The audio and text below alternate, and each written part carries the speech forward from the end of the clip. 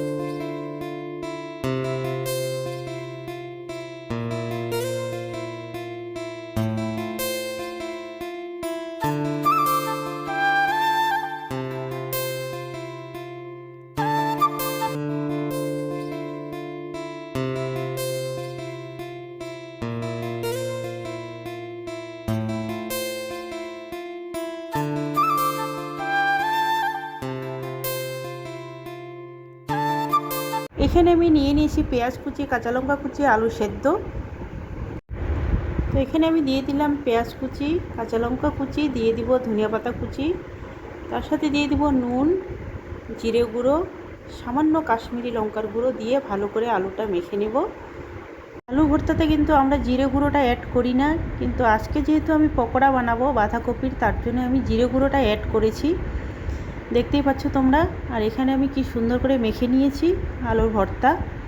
তো এখানে আমি নিয়ে নিয়েছি বেসন আর নিয়ে নিয়েছি সুজি। বেসনের সাথে আমি সামান্য সুজি অ্যাড করলাম, পকোড়াগুলো মুচমুচে হয় আর খেতেও ভালো হয়। তারপর আমি দিয়ে দিব নুন, সামান্য হলুদ, সামান্য কাশ্মীরি লঙ্কার গুঁড়ো। এবারে আমি ব্যাটারটাকে ভালো করে তৈরি করে নেব। আর তার সাথে আমি দিয়ে দিলাম সামান্য একটু ধনিয়া পাতা কুচি। ব্যাটারটা কিন্তু বেশি পাতলাও হয়নি, বেশি ঘনও হয়নি, দেখতেই পাচ্ছ তোমরা। এবারে আমি বাঁধাকপির পাতাগুলোকে রেডি করে নেব। আর বাঁধাকপির পাতাগুলো একটু হয়ে গেছে ছোট সাইজ।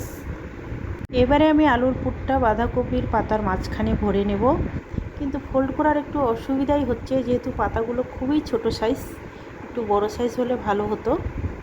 এইভাবে আমি সবকটা পাতার মাঝখানে পুর ভরে পকোড়াগুলো আগে রেডি করে নেব, তারপরে একসাথেই ভেজে নেব। সবকটা পাতাতে আমি পুর ভরে রেডি করে নিয়েছি, এই দেখো।